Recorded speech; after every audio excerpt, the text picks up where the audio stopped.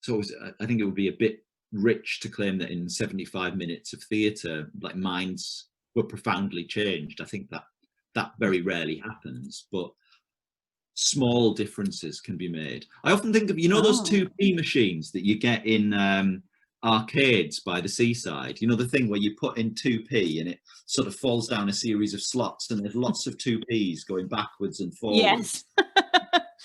And what you want is for a huge number of them to come crashing down.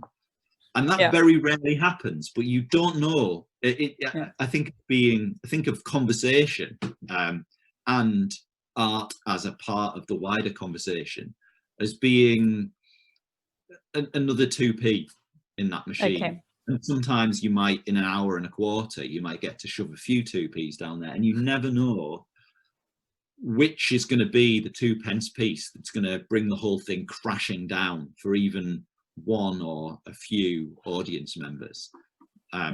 People who go looking to art for kind of profound, dramatic moments of lives changed. That's an aspiration, and we should absolutely aim for that. But we can't be discouraged by the fact that realistically, that doesn't happen very often. Like, how many stories do you have about that happening in response to a piece of art? Most people have one or two in a whole lifetime. So if you make a piece of theatre and people have a really good time, and you tour it to 50 or 70 venues, and that happens for one or two people, that's actually pretty remarkable.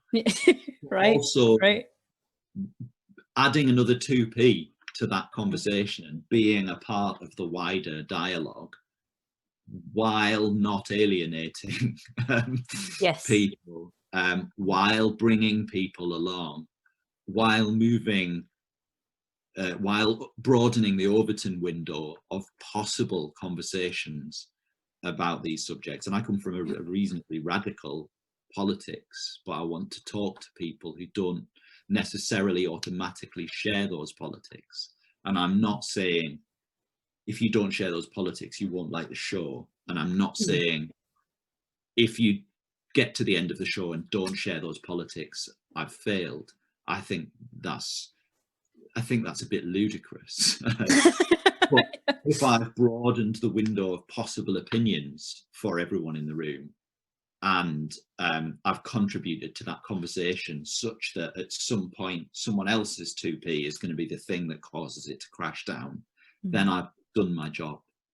I think that's a really great way of looking at it, actually, because I think a lot of the time we put a lot of pressure on one thing, like one policy, one document, one piece of art to change, you know, millions of people's minds. And like you said, that's not how it works. And I also really like that idea of it's a lot of little things, because that is how things change.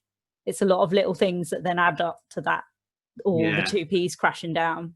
And as artists, we'll tend to inflate the importance of an individual piece of artwork, because I'll spend a whole year working on something. Might not be the only thing I do in a year, but I'll spend a year or more working on something that's then going to be an hour of someone else's life.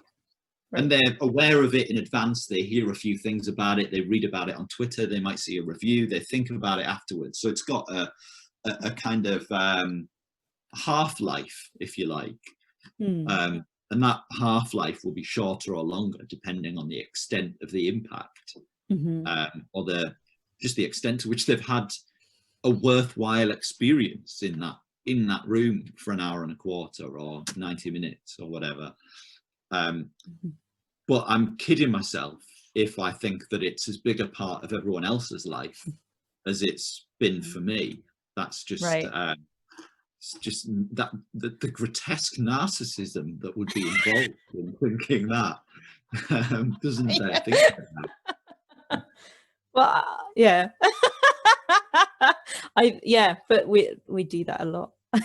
Yeah, to some degree we have to. Like, we have to think that it is worth spending a year of our lives making this thing. Right. And we sort of have to keep both of those things in play. We have to think that it might change the world profoundly for everyone who wants to see it, we have to think that it might, but we also Yes. have to be, once we've got it out in the world, we have to be content with the fact that we continue to live in reality. And, Yeah. and you know, it's taken a while to move the conversation on climate change as far as it's now moved, and it is urgent. We have to keep believing that the next thing is going to be the thing. Yeah. But if it almost inevitably then isn't, we can't give up.